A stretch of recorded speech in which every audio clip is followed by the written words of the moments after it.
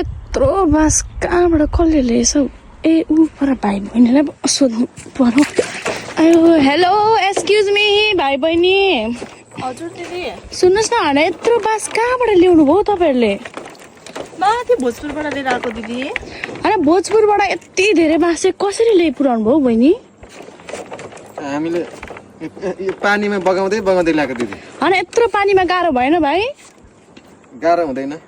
कहिले गाह्रो हुँदैन नि हामी पाले पालो गर्छौँ कहिले राति उहाँले गर्नुहुन्छ कहिले दिउँसो त्यस्तै पाले पालो गर्दै गर्छौँ ए साह्रै मेहनती पो रहेछ त भाइ बहिनी अनि तपाईँहरू चाहिँ बुढाबुढी हो होइन